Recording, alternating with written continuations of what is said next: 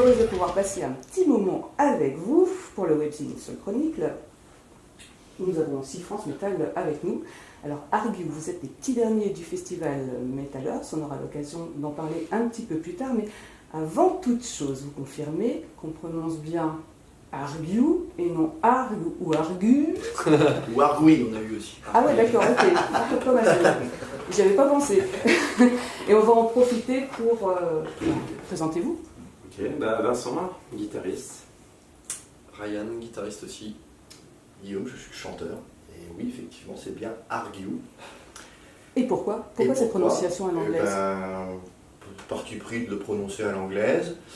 Et puis l'origine parce que je pense que la question est arrivée derrière aussi, l'origine de pourquoi Argue, en fait, c'est tout simplement un clin d'œil à un groupe qu'on affectionne plutôt, qui était des années plutôt 2000, de Nostromo, avec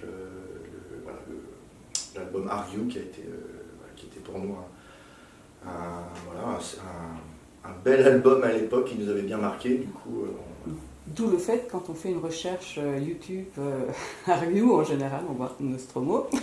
Exact.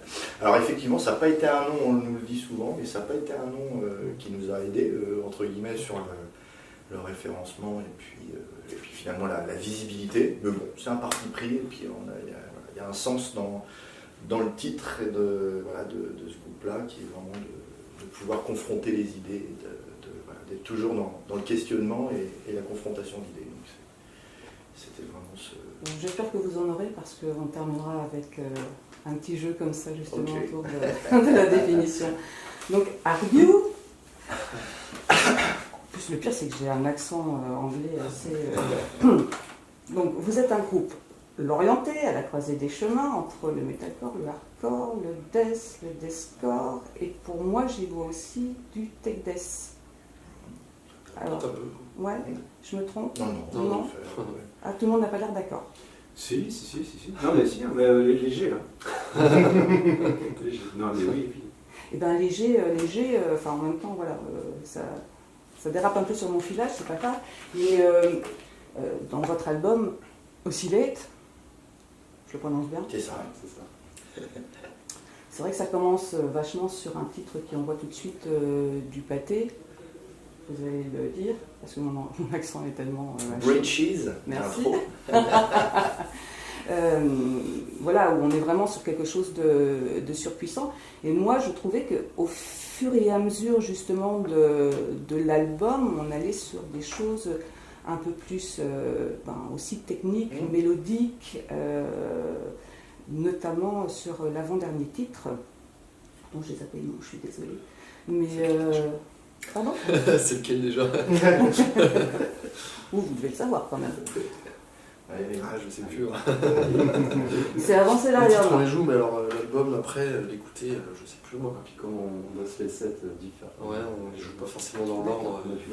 Mais oui, Ilep, c'était assez tech death. C'est ça, voilà, c'est ça. C'est le morceau qui est peut-être un peu plus... On est rentré monté un petit peu d'un cap encore dans la technique. Ouais, je pense que le clin d'œil... Bon, après, là, c'est des groupes qu'on affectionne aussi, toute la scène tech death. Donc forcément, il y a forcément des relents de temps en temps. Vous la sentez, la question qui vient derrière? C'est quoi vos influences? Eh ben oui. Allez-y les gars, on en a plein en fait. Donc Du coup, il y a pas mal de trucs. C'est vrai qu'on étant donné que, comme tu disais, c'est à la croisée de pas mal de styles, donc forcément... entre le death tech, le Melodeath... Il faut donner des noms. L'influence de base qui nous a tous réunis en fait autour de ce groupe-là à l'époque, c'est The Black Dahlia Murder en fait, qui était vraiment pour nous un groupe de death mellow mais assez moderne à l'époque, toute la scène metalcore mais death metal aussi des années 2000 en fait, deathcore mais voilà plutôt années 2000, donc on a... J'aimais plus death quand même. Du death moderne. Voilà, donc The Black Dahlia, ça a été vraiment notre point d'accroche commun. Et puis après, on y a mis notre patte avec plein d'autres influences, type Gus Burns Red, As Blood Rose Black, tous ces groupes-là aussi. Plus récemment, Angel Maker. Ouais, il y a plein de groupes comme ça. Bon, toute la scène deathcore, alors nous on s'est un parti pris aussi, on reste vraiment cette scène des scores plutôt années 2000, entre guillemets, années 2000-2010, quoi, parce qu'on- sans arriver sur le metalcore moderne là, qui est vachement en vogue en fait, hein, c'est pas trop c'est pas notre direction, on aime bien aussi, on écoute vraiment plein de choses, mais on veut vraiment garder cette chaleur, cette étiquette, pas étiquette parce qu'on supporte pas les étiquettes justement, mais cette affinité avec ce style-là qui nous a bien marqué à l'époque, quoi. Donc, on veut essayer de faire perdurer un peu ça. Pourquoi un chant-corps justement? Alors, parce qu'on a tous quand même un passé assez hardcore, parce qu'on a, voilà, le groupe est né quand même de la croisée de différents projets. On se connaît depuis très longtemps, tous sur Lorient, et Vincent avait rencontré à l'époque le batteur. Mais avant, le batteur et le bassiste avaient un projet hardcore, Kevorkia, qui était sur Lorient à l'époque, donc c'était un groupe qui était déjà assez connu à l'époque, hein, il y a une vingtaine d'années. Et ils avaient fait d'ailleurs, ils avaient joué avec The Black Dahlia Murder à l'époque pour la sortie de leur premier album, donc plutôt intéressant le clin d'œil. Et puis voilà, on avait tous quand même cette veine hardcore. Rien aussi avait des projets hardcore avant. Et puis bon, nous deux on a joué ensemble dans un groupe de hardcore. aussi, ouais, donc, D'accord. Donc voilà, et puis moi, metalcore, j'affectionne vraiment cette oscillation entre le chant hardcore un peu écorché et puis le chant un peu guttural, mais c'est aussi ma tessiture de voix qui est sortie comme ça. D'accord. Parce que c'est vrai que finalement ça rentre bien aussi dans le côté de cracher finalement sa haine. Donc ça aurait pu être aussi le fait. Oui, ça va de pair. Les compositions font que forcément ça va là-dedans. Ouais. Vous pensez pas à un moment donné peut-être glisser vers soit un petit peu plus de death ou tech death, on parlait tout à l'heure, ou mettre du crawl, ou peut-être d'aller un peu plus vers le hardcore à nouveau ou...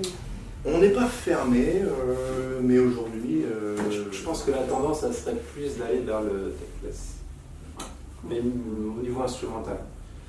Après, c'est vrai que la voix, on ne s'est pas trop posé la question à l'heure actuelle. Mais, non, il y a toujours cet esprit quand même écorché dans un livre, en fait. Hein. Oui, Qui perdurera, et effectivement, on veut garder cette couleur un peu hardcore quand même. Et ça colle parfaitement bien. Ah oui. Oscillate, qui est sorti en novembre dernier, le 25 novembre, si je ne me trompe pas. Donc, la critique, elle est unanime. Superbe album, ça fonctionne bien. Quand on regarde aussi les lives et ce que les gens en disent aussi, même chose, tout le monde est unanime. Si je revois une interview que vous aviez faite pour le premier album, qui est Perspective en 2017, vous disiez que vous aviez quand même un petit peu pâti du fait de ne pas avoir de label pour ce qui était de la diffusion, pas de tourneur, enfin voilà, c'est pas forcément évident. Là, pour celui-ci aussi, vous avez toujours pas de label? Tout est en autoprod. Après, on a enregistré au Slap Sound Studio chez la même personne, un ami de très longue date, donc on a réenregistré chez lui, mais on a tout réalisé en autoprod.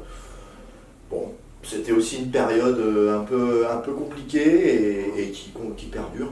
Donc après on s'est fait une raison de ça et puis on avance. Voilà, on avance. C'est pas un peu démoralisant justement de voir qu'il y a un succès au niveau de l'auditoire, qu'il y a un succès, la critique est unanime et en fin de compte les labels sont pas là pour soutenir, pas pouvoir aller plus loin au niveau de la diffusion, des tourneurs et compagnie. Après on sait très bien que c'est difficile pour tout le monde, à l'heure actuelle, même pour les labels. Il y a que les groupes pour lesquels c'est difficile, les labels c'est compliqué pour eux aussi. Et puis je pense que plus profondément, on sait pas ce qu'on recherche vraiment finalement. C'est une musique de passionné, on fait ça pour la passion, parce qu'on aime ça, et quitte à y mettre de notre temps, de notre argent, en fait ça ne nous dérange pas parce qu'on est passionné par ça. Donc au final, il n'y a rien qui nous arrêtera. C'est pas parce que le métal c'est pas compliqué, si on voit sous cet angle-là, on arrêterait tout de suite finalement. clair. Donc voilà, c'est juste une question de passion et puis de passer du temps entre potes et puis voilà. Quoi. Et puis c'est de faire partager ça le maximum que possible. Ouais, et ça doit être aussi la passion qui fait que finalement ça se ressent et qui amène le succès. Et puis ça permet quand même aussi d'être libre. Parce qu'il y a un certain nombre de groupes qui passent par des labels et qui se retrouvent avec des contraintes qui ne sont pas choisies. Oui, en fait, notre modèle de groupe est un peu incompatible avec un label. Il faudrait qu'on trouve la perle rare. Parce que, pour être totalement aussi clair, on n'a pas vocation, nous, à faire 3-4 tournées dans l'année. On est tous clairs là-dessus, ça reste une passion. On cherche à... Voilà, on a tous vécu des projets précédents aussi, à barouder un peu, les trucs un peu casse-gueule, machin. Aujourd'hui, on veut se faire des trucs quali, se faire plaisir dans des trucs quali. Donc, mais pas forcément, on n'a pas la capacité non plus de jouer tous les week-ends, toute la semaine et faire 3-4 tournées. Donc on est plutôt à essayer de privilégier, pas la rareté, mais les shows réguliers, quali, et en fait c'est ça on est en train de monter ça. Alors c'est pas facile parce que forcément c'est un peu incompatible avec le milieu du métal, mais aujourd'hui on a quand même touché, je pense, grâce aussi aux critiques et puis à notre passion, on a touché des gens qui nous suivent et puis qui seront, je pense, un peu dans cette dynamique-là, de nous proposer des plans ponctuels pour se faire plaisir avec des belles affiches dans de bonnes conditions en fait. Ouais, et puis je pense que la configuration avec un label, c'est peut-être pas forcément non plus la meilleure parce qu'il y a d'autres confs qui sont intéressantes, hein. Ne serait-ce que de signer uniquement qu'avec un éditeur. Ça permet de garder les masters, enfin, puis il y a moins d'intermédiaires, donc c'est aussi intéressant. Je pense qu'il y a plusieurs optiques, hein, et voilà. Mais pour l'instant, voilà, on ne peut pas dire... en fait, on s'est fait une idée. Hein. C'est sûr qu'on a ce discours-là aussi parce qu'on n'a pas eu... on a refusé des trucs qui nous paraissaient aussi pas... Voilà, quand on doit payer pour diffuser... En termes de distribution, tout ça, c'est pas... Nous, le but, c'est vraiment de s'auto-financer. On ne veut pas gagner de l'argent avec notre groupe, c'est une passion, mais on ne veut pas en perdre, en fait, tout simplement. Donc si, en fait, notre passion, avec les concerts, avec le merch, et puis les différentes choses qu'on fait, s'autofinance, c'est un petit peu ce qu'on arrive à faire en ce moment. Donc on a réussi à autofinancer le deuxième album. Et puis grâce aux différentes bonnes dates qu'on arrive à planifier, on s'autofinance. Et donc ça, c'est pour nous, entre guillemets, déjà très bien. Mais justement, il y a la pandémie qui est aussi passée par là, et voilà, il y a peut-être, on parlait des labels, il y a des labels qui en souffrent aussi, il y a des festivals qui en souffrent aussi. Bon, c'est pas le cas ce soir, et c'est très bien, c'est tant mieux, mais c'est peut-être justement un nouveau modèle aussi, finalement, que vous proposez de pouvoir fonctionner un petit peu comme ça, et puis qui permettra de bouger un petit peu les choses et de faire évoluer le milieu. C'est pas si nouveau que ça, hein, parce qu'il y a quand même pas mal de groupes aux États-Unis, au Canada notamment, qui s'autoproduisent et qui s'en sortent très très bien. Hein. Bon, après, il y a toujours des financements. C'est comme le Canada, par exemple, ils ont la chance, ils ont tendance à soutenir un petit peu la culture, la musique des gens, voilà, et même le métal, quoi. Donc ça les aide aussi, quoi. Il y a aussi une participation aussi de l'État qui est là, quoi. Pas forcément le cas en France ou en Europe. Et après, on a l'impression aussi, on sent que le modèle il change un petit peu. J'ai l'impression, alors, dû au Covid, dû à l'augmentation de tous les tarifs, on se rend compte qu'il y a pas mal de tourneurs qui annulent des groupes étrangers. Et on est en train de revenir, c'est notre sentiment, à un truc un peu plus local. C'est-à-dire qu'on relocalise ce qu'il y avait il y a 20-30 ans finalement. Et ce qu'on trouvait plutôt pas mal. Parce qu'aujourd'hui, ce qui nous gonfle, parce qu'on peut parler de ce qui nous gonfle ou pas? Allez-y, il faut lancer. Non, ce qui nous gonfle le plus dans le groupe, parce que finalement c'est pas un label qu'on cherche, c'est quelqu'un qui gère notre communication et puis notre booking, puisque c'est le truc le plus ingrat et qui s'éloigne le plus de la musique. Donc voilà, faire tout ça en autoprod, ça nous a vraiment demandé, et à moi qui supporte pas les réseaux sociaux et tout, de faire vraiment un effort surhumain d'aller dessus, parce que si t'es pas dessus, t'existes pas en groupe. Et aujourd'hui, c'est quand même c'est ça qui nous. C'est Il y a 30 ans, il y a 20 moyen de ans. diffusion, quoi. Après, Les réseaux sociaux. Aujourd'hui, t'es pas sur les réseaux sociaux, tu n'existes pas. C'est ça. Ouais. Donc ça nous dérange un peu ça. Et si quelqu'un pouvait s'occuper de ça, ça serait bien. Donc on est en train de réfléchir à des solutions là, qui sont peut-être intéressantes. Avec sur l'Orient une assoce qui s'est montée, Code Records.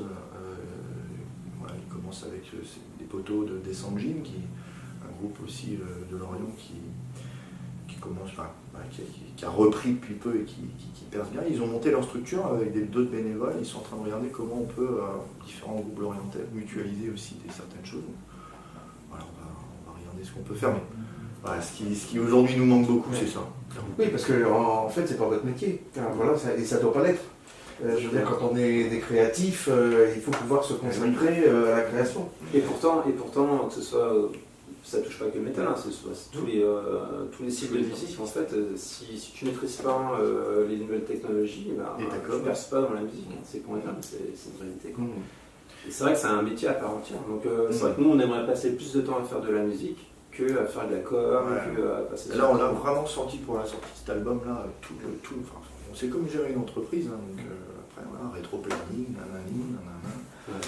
Bon, au bout d'un moment, on fait plus de zik, quoi. Donc, voilà. Donc nous, aujourd'hui, à la limite, si le message qu'on passe, c'est plutôt ça, quoi. On essaye de trouver ce genre de soutien pour... les partenaires qui vont véritablement prendre ça en charge. Voilà. No bust to go!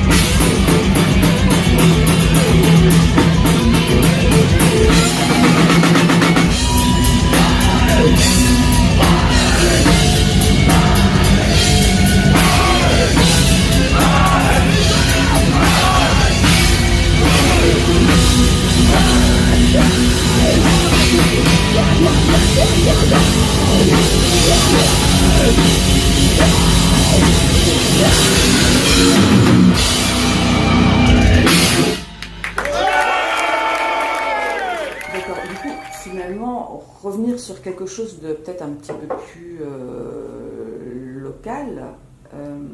C'est finalement, si on fait le lien avec le festival Metal Earth, on est aussi dans quelque chose d'un petit peu plus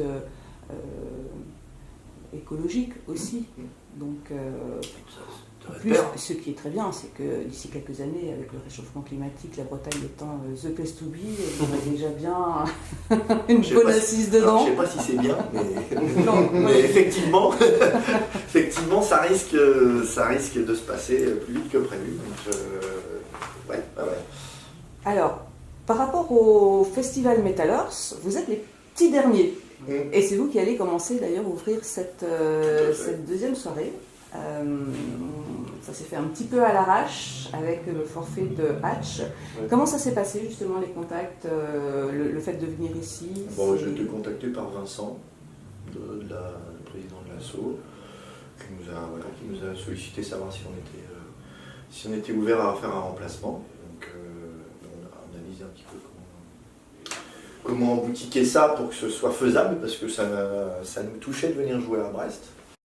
Puisque ça fait plusieurs années il y a des choses qui ont été organisées mais qui se sont annulées, Covid, annulation aussi parce qu'il y a un lieu qui n'a pas suivi il n'y a pas longtemps. Oui. Donc finalement, on avait un peu la poisse de Brest, alors que je suis brestois de naissance, donc ça me touchait un petit peu de venir fouler les terres brestoises. Il fallait conjurer le sort. C'est ça, c'est la déchanoirisation. Donc quand on nous a proposé Brest, j'ai dit, bon, on ne peut pas refuser les gars là. Donc on a autre chose à Brest qui est en train, on ne peut pas en parler trop pour ce soir, mais il y a autre chose à Brest qui est en train de se caler début d'année prochaine. Voilà. Donc on va vous revoir en début d'année prochaine. Ouais. Avec toujours cet album aussi. Oui, on n'aura pas fait d'autres albums d'ici là, je pense. Non, on va on a aussi un rythme, on a un rythme de composition qui, voilà, on est tous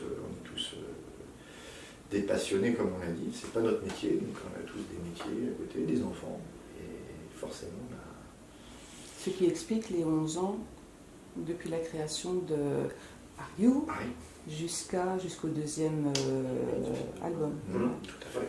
Ah oui, on va à notre rythme de compo, on a composé complètement différemment les deux albums. Le premier était plutôt le fruit de multiples répétitions et d'imbrications de choses et de riffs, et puis le deuxième album on a tout maquetté en MAO avant, complètement une autre tournure, et ça nous a permis de franchir aussi des paliers, de se challenger techniquement et puis de se dépasser, quoi. Et pour une prochaine fois, même si c'est dans 5 ans, mais c'est le fait ici, vous parliez tu parlais de changer de la manière de composer. Est-ce que ça change vraiment quelque chose, cette manière d'aborder la création? Est-ce que la prochaine fois, vous allez continuer dans ce que vous avez initié ici, ou est-ce que, non, finalement, c'est le fait de se challenger, de changer, de chercher d'autres choses qui fait que ça produit? Oui. Sur la technique MAO, quand même, nous a permis de mettre le doigt sur vraiment les choses qu'on voulait faire évoluer, les écouter avant, et puis on a des guitaristes qui sont ultra créatifs, donc on a déjà 2-3 albums derrière. Le tout, c'est après de réussir à les... C'est ça, le temps. Le line-up est stable depuis 2016, c'est ça? Ouais. C'est ça. Ça change la donne d'être avec une équipe comme ça, qu'on côtoie déjà depuis plusieurs années, ou bien c'est un peu comme un vieux couple et on finit par s'encrouter dans les habitudes? Non, on est une bande de potes avant tout, quoi. Alors après, il y a eu le changement de line-up, mais ça a toujours été... Vincent est parti parce qu'il y a des obligations professionnelles, il est parti à l'étranger quelques années, il est revenu, il a repris sa place. Voilà, on a fait... J'avais proposé à Ryan, justement, pendant qu'il partait, je dis, est-ce que tu pourrais pas juste apprendre les riffs, comme ça, au moins pendant qu'il part, on n'est pas dans la galère. Mais bon, j'avais en tête derrière ça s'est fini de le corrompre pour qu'il reste avec nous. Et puis voilà, on est tous des potes de Lorient. Non, on n'est pas un vieux couple, c'est pas tous les jours facile, mais on a, je pense en tout cas, un état d'esprit de groupe qui fait que c'est pour ça aussi que ça perdure. En tout cas, sans côté, c'est vraiment pas le mot ad hoc qui arrive quand on écoute l'album aussi. Ça, je vous rassure là-dessus. Ouais. Au On trouvait bizarre. Alors, bon, les neurones ont chauffé un petit peu. Il va falloir conclure. Et comme argue, c'est aussi conclure. C'est un peu synonyme. Je vous propose un tout petit jeu, à moins que tu aies une petite... Ah non, j'ai envie de jouer, moi. Ah. J'ai envie de vous voir jouer. Vous avez fait ça avec les Graillères aussi, les autres, non? Non, juste argue. Ah, juste Ariou. Okay. Ah bah oui, parce que voilà, ça... Ok. J'ai été chercher un petit peu ce que ça voulait dire, le pourquoi du comment de ceci. J'ai pas été chercher Nostromo, même si je suis tombée dessus, mais voilà, j'étais loin. Mais c'est pas grave, parce que du coup, argue, c'est conclure dans le sens de tirer conséquence d'un fait ou d'un principe. Pour vous, ce serait lequel? Ah, je vous avais prévenu, hein. Alors, vous pouvez répéter la question? Conclure d'un... Alors, conclure, argue, français. c'est conclure dans le sens de tirer conséquence d'un fait ou d'un principe. Pour vous, ce serait lequel? Oh, il y en a tellement. C'est ça en fait la richesse d'Argue, c'est qu'on traite, en fait tous les sujets qui peuvent tirailler un peu, tirailler l'humanité, quoi. Et bien justement, la deuxième définition, elle tourne un petit peu autour, c'est pour ça aussi que je vais directement dedans, c'est établir avec évidence. Qu'est-ce que vous avez envie d'établir avec évidence? Qu'il n'y a pas de vérité absolue. Joli. Et en fait, voilà, on a un titre sur Perspective qui résume un peu ça, c'est Several Absolute Truths. Donc, voilà, il n'y a pas de vérité absolue. Et ça, voilà, c'est plein de leçons de vie qui nous ont fait dire, ouais, on pense quelque chose à un moment, ça nous fait évoluer, et d'échanger, de partager, de ne pas être forcément d'accord, mais au moins d'écouter. Enfin, voilà, c'est une ouverture d'esprit et de la tolérance, en fait, qu'on essaye de... fameux pas de côté pour voir les choses différemment. Tout à fait. Le cadre, voilà, on a tous notre cadre. Et des fois les gens ont un autre cadre et on ne se comprend pas. En fait, c'est la différents points de vue. C'est exactement ça. Et les gens, on se rend compte qu'aujourd'hui, il y a une haine palpable, surtout avec les dernières semaines et tout, il y a une haine palpable et on sent que les gens ils ne se comprennent pas, mais parce qu'ils ne s'écoutent pas en fait. Et c'est pas parce qu'on n'est pas d'accord qu'on ne peut pas s'entendre.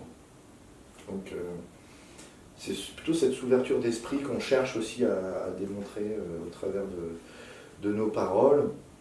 Et puis surtout, cette oscillation aussi dans Oscillate, le sens d'Oscillate, c'est aussi une fois qu'on a fait ce constat-là, de se dire, oui, on n'a pas une vérité absolue, mais c'est aussi d'arrêter de se poser trop de questions et d'essayer de profiter aussi de, maintenant, tout simplement.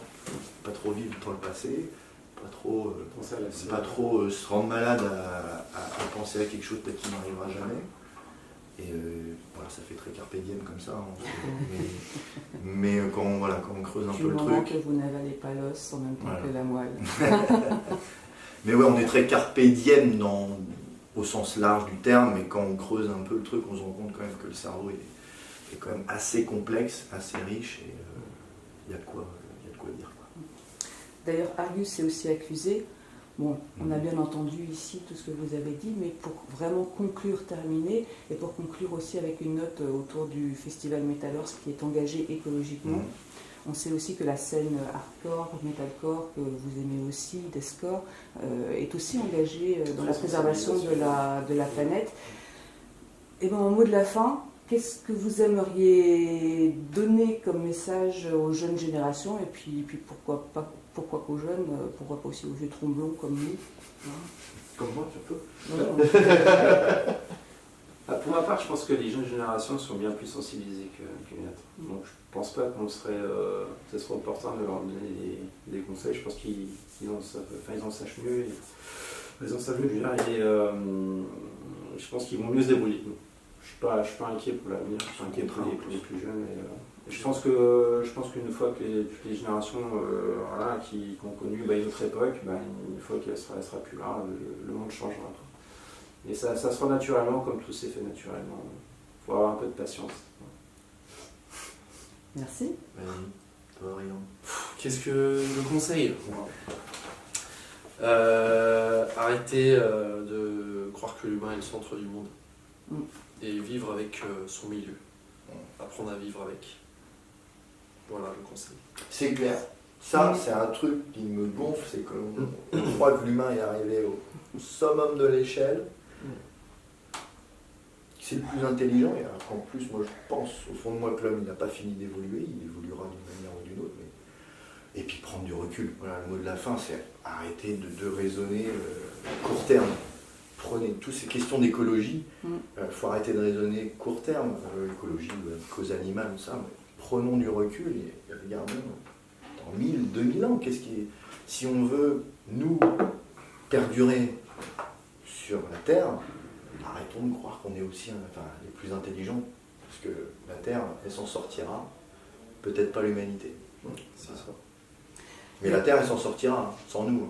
Il n'y a qu'à voir Phérus en bas, notamment l'évolution de la disparition et de la réapparition du loup. Oui, voilà, ça revient de façon naturelle. Donc, et puis ça repart à cause de nous, de façon pas naturelle, mais voilà, il y a toujours ce petit côté d'espoir qui arrive. Merci beaucoup en tout cas. C'était un plaisir. C'était un plaisir. Et bon courage aussi pour l'ouverture. Bah oui, on va regarder, hein. Bon, ça s'approche. Allez.